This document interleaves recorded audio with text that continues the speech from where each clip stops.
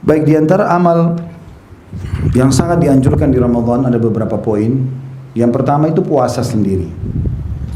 Dan puasa ini adalah ibadah yang sangat besar pahalanya. Bahkan dari sisi kita akan bedah puasa dari dua poin.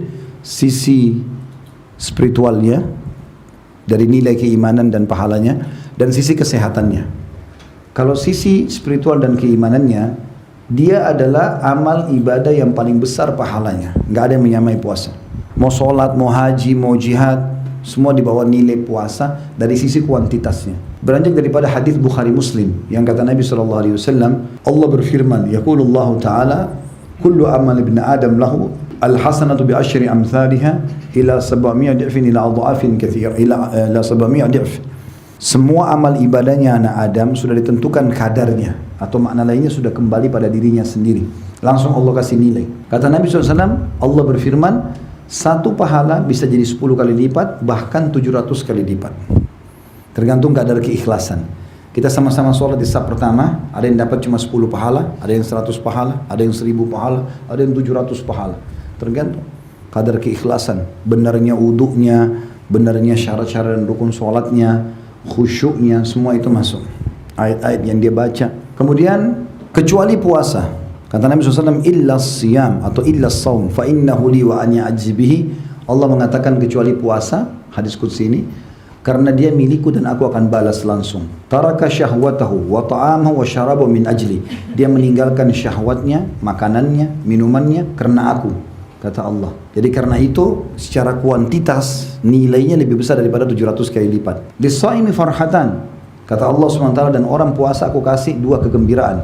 Farhatun inda fitri, gembira pada saat dia berbuka puasa, wa farhatun inda liqa'i rabbih, dan kegembiraan pada saat dia bertemu dengan Tuhannya. Jadi kalau pada saat buka puasa haus dan laparnya hilang, dia gembira. Kemudian pada saat bertemu dengan Tuhannya kena diberikan balasan surga, ya. Diberikan balasan surga. Wala khalufu famus shaim atyabu indallahi min rihil misk, dan bau mulutnya orang yang puasa di sisi Allah lebih wangi dari bau kasturi. Ini ada makna ya. Karena kan orang biasa kalau puasa nggak makan, nggak minum, apalagi kalau dia tidak sering kumur-kumur, kadang-kadang ya, karena menggunakan siwak, sikat gigi boleh orang kalau lagi puasa. Jadi kalau orang tidak lakukan, biasanya mulutnya ada bau, ya. Maka bau ini di sisi Allah dinilai lebih wangi dari bau kasturi. Ini di sisi Allah, bukan di sisi manusia. Jadi antum jangan sengaja panggil teman, nih mulut saya lebih wangi dari kasturi, tiup, pingsanlah orang itu. Ya. Maka ini keutamaan puasa. Dalam hadis riwayat Bukhari Muslim, kata Nabi SAW, man sama yawman fi sabilillah zahzahallahu wajhi anin nari sab'ina kharifa. Siapa yang buat puasa karena Allah sehari saja, karena Allah, maka Allah akan selamatkan wajahnya dari api neraka, jaraknya 70 tahun. Ya. Juga kata Nabi SAW, as-sawmu junnah, kajunnati ahadikum minal qital. Puasa itu jadi perisai dari api neraka, sebagaimana perisai seseorang dari kalian pada saat di kancah peperangan. Ya. Fa idza kana yawmu shaumi ahadikum, kalau kalian sedang berpuasa, fala yarfuth, supaya bisa jadi perisai dari api neraka, jangan pernah rafath. Rafath itu mengucapkan kalimat syahwat kepada bukan pasangan halal, ya. Sayang, rindu, cinta, apalah bahasa-bahasa ini yang untuk suami istri jangan dipakai untuk yang lain. Wala yafsuk, jangan dia berbuat kejahatan. Wala yajhal, jangan buat-buat kebodohan, buang-buang waktu. Maka ini semua dia. Fa in sabbahu ahad, kalau ada yang mengajak dia bertengkar, falyakul inni mru'un shaim, katakan aku seseorang yang sedang ikut program puasa, enggak mau bertengkar. Gitu. Jadi ini perintah puasa. Bersabar, jalani insyaallah, dan nikmati. Nikmati itu hausnya, nikmati laparnya, sebagai sebuah pengorbanan buat Allah. Toh juga begitu azan maghrib, bebas kita makan dan minum. Ya. Kalau kita hitung waktu kita puasa sama waktu kita boleh makan dalam sehari, lebih banyak waktu kita boleh makan loh. Karena dari mulai maghrib sampai subuh. Kalau maghrib jam 6, subuh jam 5, ya, berarti kita bisa 11 jam atau 12 jam, kurang lebih ya. Hampir sama mungkin antara puasa sama kita boleh buka puasa dan makan. Maka bukan berarti kita disuruh puasa terus. Makanya Abu Darda berkata radhiyallahu anhu, kalau bukan karena menikmati hausnya, menahan dahaga ini di puasa, dan bangunnya sholat malam dan berduduk sama orang-orang saleh, aku tidak ingin hidup sesaat pun di muka bumi ini. Maka nikmati puasa itu. indah, nyaman. Sisi spiritualnya ya. Sisi kesehatannya, kalau badan kita ini mesin, rusak ini mesin. Karena makan pedas, makan manis, makan dingin, masuk panas. Kalau mesin rusak nggak ini? Rusak. Mobil saja harus servis kan? Kalau nggak servis bisa mogok tengah jalan. Antum pakai 11 bulan, makan nasi goreng, makan pisang, makan ini, minum panas, minum dingin. Maka 11 bulan dipakai. Tahu nggak teman-teman, secara medis kita juga biar tidur malam, pencernaan kita masih mengelola sisa makanan yang kita makan.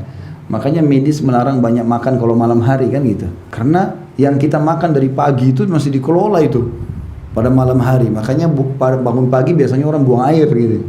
Nah, seperti itu. Nah, puasa datang untuk mengistirahatkan, servis. 11 bulan kau pakai badanmu nih, 11 bulan seperti kalau mobil kau pakai, sekarang masukin bengkel, servis. Jangan makan, jangan minum. Makanya kita kalau sudah seminggu puasa, 2 minggu puasa, perut kita sudah terbiasa itu. Kadang-kadang buka puasa dengan berapa butir kurma, minum 1 gelas sirup, sholat maghrib, udah biasa. Kadang-kadang mau makan males ya. Ada orang makan nanti habis tarawih. Makanya teman-teman ambil pelajaran dari sisi kesehatan. Ramadan itu ada ilmunya di situ, ada hubungannya dengan masalah kesehatan. Ada satu orang kaya di Saudi, dia ini 10 tahun tidak puasa Ramadan, 10 tahun. Orang kaya. Bagaimana caranya supaya orang tidak soroti dia? Dia orang kaya di Saudi. Dia setiap kali mau tiba Ramadan kayak kita begini akhir Syaban, dia ajak istri sama anak-anaknya berangkat ke Eropa liburan supaya ada udzur musafir. Dia pulang setelah Idul Fitri. Jadi nggak ada puasa. Orang juga tidak banyak tanya dia, mungkin orang pikir dia puasa di sana, padahal sebenarnya tidak. Dan dia pergi ke negara Eropa, karena negara kafir mungkin sedikit orang Islam, gitu. Setelah 10 tahun, Allah uji dia dengan penyakit. Ini kisah nyata. Allah uji dia dengan penyakit, kena sakit di perutnya, setiap datang kejang-kejang, kesakitan. Dia nggak bisa obati. Dia pakailah harta dia yang ada, datangi semua dokter spesialis penyakit dalam. Seluruh dunia didatangi sama dia. Karena orang kaya. Berobat sana, berobat sini. Dokter-dokternya tidak ada yang temui penyakitnya. Subhanallah, sampai hampir setahun dia berobat. Di tahun ke-11 ya, 10 tahun dia tidak puasa Ramadan. Di tahun ke-11 ini hampir 1 tahun dia berobat sana sini gak sembuh-sembuh. Kalau datang teriak-teriak kesakitan.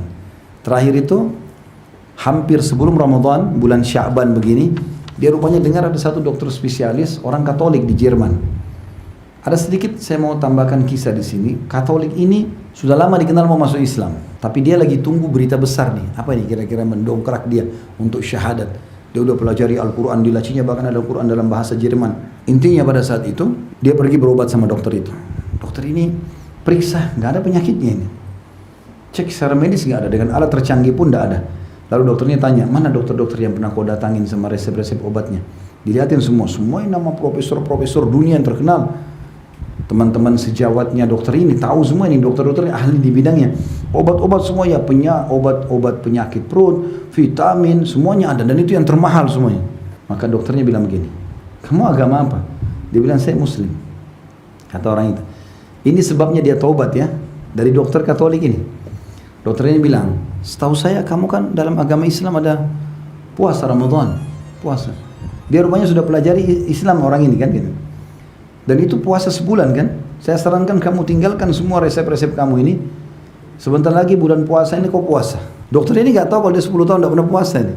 Karena dia sudah kepepet, semua dokter sudah angkat tangan.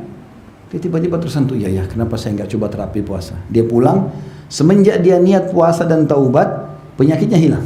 Sebulan penuh gak pernah kambuh penyakitnya. Dan gara-gara itu dia bertobat. Setelah lebaran, dia lihat tidak ada lagi penyakitnya datang, dia pergi ke dokter itu, dia mengucapkan terima kasih. Dia bilang, dokter, Anda sudah menyadarkan saya kepada agama saya ucapkan terima kasih. Saya sebenarnya tidak pernah puasa selama 10 tahun.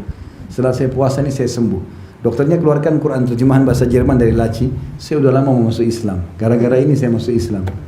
Syahadat gara-gara itu. Dari manfaatnya buat kesehatan besar. Makanya kita kalau habis Idul Fitri, biasa makan hari pertama Idul Fitri, makan baru 1 rumah, 2 rumah sudah kenyang. Padahal kalau mau dipikirkan kita sebulan puasa, gitu. Mungkin orang bisa tanda kutip makan banyak di sini, tapi nggak bisa. Seperti mobil, kalau habis diservis, gasnya sedikit saja sudah kencang ya, nggak ada suara. Tapi kalau lama nggak diservis, ya keluar asap hitam, suaranya ribut, segala macam. Nah seperti itulah. Ya. Maka sangat besar manfaatnya buat kesehatan. Makanya pesan saya, kalau sahur dan buka puasa jangan balas dendam. Penting ini, karena orang saya lihat kalau sudah menjelang habis asar, Masya Allah, yang coklat, yang biru, yang hijau, yang kuning semua dibeli. Ada orang motornya penuh bawa pulang ke rumah, macam-macam. Sampai rumah makan satu sudah kenyang, nggak bisa. Sampai kata sebagian ulama apa? Siapapun yang makan banyak pada saat buka puasa, dia tidak mengambil hikmah dari puasa itu. Tujuannya supaya perutmu terbiasa. Kembali lagi, dia nggak besar lagi, nggak elastis, tapi dia jadi bagus lagi. Maka itu harus difahami. Makanya kata Nabi SAW, sebaik-baik makanan kalian pada saat buka puasa adalah kurma. Sebaik-baik makanan kalian pada saat sahur, kurma. Nabi nggak bilang makanlah daging, minumlah susu, kurma. Supaya ambil hikmahnya, boleh makan secukupnya. Tapi teman-teman percaya, kalau antum begitu azan, langsung nasi sama ayam goreng, sama tempe, sama sambal sayur ini. Nah, sholat maghribnya ngantuk. Habis makan mau berdiri nggak bisa. Kayak orang balas dendam. Percuma, berarti perutnya nggak diservis lagi tadi. Habis servis kita rusak lagi. Coba direnungi sunnah Nabi SAW. Makan berapa butir kurma, minum air, sholat maghrib dulu. Mandi yang segar, kemudian baru makan malam. Atau kalaupun sudah kenyang, biarin aja dulu. Tahan sedikit, habis tarawih, makan. Nanti kan sahur juga bisa makan gitu kan. Jadi ambil hikmah dari masalah itu. Baik, itu masalah puasa. Yang kedua, masalah sholat tarawih. Tarawih, qiyamul lail, qiyamul Ramadan, tahajud sama. Semua sholat malam maksudnya. Cuma kalau Ramadan namanya tarawih, santai maksudnya. Kenapa santai? Karena orang habis ba'diyah isya sudah bisa sholat malam. Kan di hari biasa kita harus, bukan harus sih, dianjurkan tidur dulu baru nanti sholat di akhir malam, gitu ya. Kecuali witir boleh di awal malam. Kalau sholat tahajud nanti di akhir malam, tapi Ramadan dimajukan. Agar orang-orang yang malas tahajud ini minimal 1 tahun sekali ada di buku amalnya sholat tahajud. Nah, kalau ini juga nggak mau tarawih, kapan kira-kira dicatat di buku amalnya sholat malam? Padahal Nabi SAW mengatakan afdalus sholati ba'dal maktubah sholatul qiyam. Yang paling afdal setelah sholat 5 waktu adalah sholat tahajud, qiyamul lail. Dan itu di Ramadan dimajukan. Nabi SAW contohkan itu. Nabi SAW dipesankan juga tentang masalah solat ini, man qama ramadhana imanan wa ihtisaba ghufira lahu ma taqaddama min dhanbi. Siapa yang mendirikan malam Ramadan dengan keimanan dan mengharapkan pahalanya, dibersihkan dosa-dosanya yang telah lalu. Hidupkan malam itu. Dan teman-teman usahakan solat berjamaah di masjid. Dan usahakan setelah imam selesai baru antum keluar. Makanya yang mau sholat 8 rakaat atau 11 rakaat ikut di masjid yang 11 rakaat. Yang mau 23 ikut 23. Dua-duanya sunnah Nabi SAW, gitu kan. Maka cari imam. Kenapa? Kita pilih imam seperti ini bukan memilah-milah ya. Karena memang Nabi SAW mengatakan siapa yang sholat bersama imamnya sampai imam bubar, maka dicatatkan baginya pahala sholat semalam suntuk. Jadi seperti salam sholat lagi, salam sholat lagi dari maghrib sampai subuh. Susah itu. Tapi kita bisa dapat hanya dengan sholat tarawih bersama imam, gitu kan. Tapi tentu kita juga cari tempat teman-teman sholat yang nyaman, bacaannya benar, gitu kan. Jangan cari masjid yang Allah Akbar. Nah, kita tidak tahu baca apa ini. Belum baca subhanallah sudah sami Allah liman hamidah. Belum rabbana lakal hamd sudah sujud lagi. Apa ini? Salah satu kewajiban sholat itu tumaknina, tenang. Harus, kata Nabi SAW kepada sahabat yang begini sholatnya, Allah Akbar, diistilahkan dalam hadis-hadis sahih, itu musi'us sholah, orang yang buruk sholatnya. Nabi lagi mau isi pengajian, dia datang, dia sholat buru-buru. Rukuk sujudnya seperti ayam patok jagung. Allah.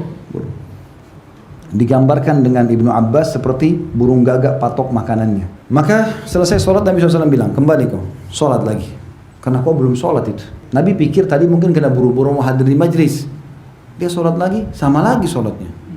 Belum sujud sebentar, udah berdiri lagi. Selesai Nabi bilang ulangi sholatmu. Kok belum sholat? Dia ulangi lagi sampai 3 kali. Ternyata masih sama. Oh berarti orang ini memang begini sholatnya. Bukan karena ada hajat yang lain. Maka Nabi bilang yang keempat kali ulangi sholatmu. Dia bilang ya Rasulullah, saya tidak tahu sholat yang lain. Ajarkan saya. Mulai Nabi SAW bilang, kalau kau mau sholat, tenangkan sendi-sendimu semuanya. Baru kau takbir. Allahu Akbar. Kembalikan semua sendi-sendi pada tempatnya, tangan sudah tenang semua, baru kau baca yang dimudahkan dari Al-Quran. Kemudian rukuklah, biarkan sendi-sendi tenang dulu semua, baru kau baca memuji Allah. Karena subhana rabbiyal azim, 1, subhana rabbiyal azim, 2. Itu yang paling pendek ya, subhana rabbiyal azim. Ada banyak bacaan-bacaan, ada 6 macam bacaan dalam rukuk. Baru kau bangun. Kalau kau bangun i'tidal, tenangkan sendi-sendimu semua, baru baca Sami Allahu liman hamidah, Rabbana walakal hamd, mil'us samawati wa mil'ul ardi wa mil'u ma syi'ta min syai'in ba'd. Ada banyak lanjutan doanya sebenarnya. Yang jelas kita misalnya baca itu baru sujud. Kata Nabi SAW, tenangkan seluruh sendi baru baca doa sujud. Begitu terus sampai salam. Maka tumaknina ini kewajiban sholat. Bisa ditolak sholatnya karena terbukti Nabi suruh ulangi orang itu. Kalau sholatnya sudah diijabah, walaupun pahalanya sedikit, tidak perlu disuruh ulang kan gitu. Tapi ini disuruh ulang karena memang tidak diijabah sama Allah SWT. Maka tenang, ikut sholat berjamaah ya. Biasakan itu. Kecuali darurat sekali, boleh antum kerjakan di rumah. Yang ketiga adalah membaca Al-Quran. Dan ini sangat dianjurkan juga. Jadikan Ramadan sebagai bulan Al-Quran. Baca, belajar ya, untuk membaca Al-Quran karena dia banyak sekali keutamaannya. Dan juga Nabi SAW mengatakan as-siyamu wal Qur'anu yashfa'ani lil abdi yaumal qiyamah. Puasa dan Al-Quran dua-duanya akan menolong hamba atau pelakunya yang melakukannya pada hari kiamat. Yaqulus saum, puasa akan berkata, Rabbi mana'tuhu ta'ama wasyaraba bin nahar. Wahai Tuhanku, aku telah melarang dia, menahan dia untuk makan dan minum di siang hari. Fasyaffi'hu, ya, maka berikanlah dia, fasyaffi'ni ya, lahu atau bihi ya. Maka berikanlah dia syafaat dari perantaraku. Wa yaqulul Quran juga mengatakan mana'tuhu nauma bil laili fasyaffi'hu atau fasyaffi'na bihi. Ya. Maka Quran pun mengatakan aku telah menahan dia tidur malam hari karena baca aku, maka tolonglah dia, berikan syafaat kepadanya.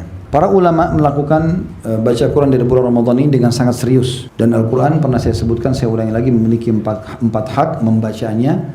Faham nggak faham artinya, baca. Dan ini berurut dari Al-Fatihah surah nomor 1, Al-Baqarah nomor 2, Al-Imran nomor 3, An-Nisa nomor 4, Al-Ma'idah nomor 5, terus sampai 114 An-Nas. Ngerti tidak ngerti baca saja ya. Dan belajar huruf hijaiyahnya. Jadikan Ramadan momentum untuk bisa faham masalah itu. Dan ini kata Nabi SAW, siapa yang baca Al-Quran dan dia mahir, dia bersama dengan para malaikat. Dan siapa yang membaca Al-Quran dan dia terbata-bata, maka dia akan mendapatkan double pahala. Kalau dikasih 10 pahala satu huruf, dia akan dapat 20 gitu. Maka ini keutamaan tersendiri ya. Kemudian yang kedua, mentadabburi. Tadabbur itu berarti mengambil makna-maknanya, tafsirnya, terjemahannya. Kalau ini tidak harus berurut seperti awal, nggak harus dari Al-Fatihah, Al-Baqarah, Al-Imran, An-Nisa, tidak harus. Tapi antum buka daftar isi Al-Quran, dari 114 surah, mana nih yang paling saya suka nih, pengen baca duluan. Misal ibu-ibu mau yang perempuan, ada surah Maryam, ada surah An-Nisa. Bapak mau nama-nama laki-laki dan nama para nabi, ada surah Muhammad, surah Hud, surah Yunus, ya, surah Ibrahim, surah Yusuf, ya. Ada nama-nama hewan, kenapa Allah sebutkan? Ada Al-Ankabut, laba-laba, ada An-Naml semut, ada An-Nahl lebah, ada Al-Fil gajah, ada Al-Baqarah sapi betina. Apa ini maksudnya? Baca. Dan ini caranya sederhana, 10 ayat per hari. 10 ayat per hari. Kalau masih merasa berat pun, bagi setiap habis sholat wajib 2 ayat saja. Subuh 2 ayat, duhur 2 ayat, asar 2 ayat, maghrib 2 ayat, isya 2 ayat. 10 ayat per hari. Kenapa 10 ayat Ustaz? Ada dalilnya. Hadits yang pertama adalah, atau riwayat pertama, perkataan para sahabat yang mengatakan kami tidak pernah bertemu ya satu sama yang lain, kemudian kami berpisah kecuali kami sudah mempelajari 10 ayat Al-Quran. Jadi teman-teman lagi di kantor, sebelum bubar kantor, ayo duduk yuk sebentar, kita baca, satu orang baca Al-Quran dengan terjemahan yang lain, dengar aja, tidak apa-apa. Tadabbur namanya, gitu kan? Maka itu bagus ya, dilakukan. Ini tadabbur ya. Sehingga kita bisa renungi maknanya dan segala macam, ini sangat baik. Ini hak yang kedua, mentadabburi ayat Al-Quran ya. 2 ayat saja, insya Allah sudah faham. Dalil yang kedua, selain sahabat tadi mengerjakan 10 ayat, juga ada hadis Nabi SAW, siapa yang membaca di malam hari atau sehari dalam sehari semalam itu 10 ayat Al-Quran, dia akan diberikan 1 kintor. Dan satu kintor itu kata Nabi SAW lebih baik daripada dunia dan seluruh isinya. 10 ayat itu lebih baik daripada dunia dan seluruh isinya.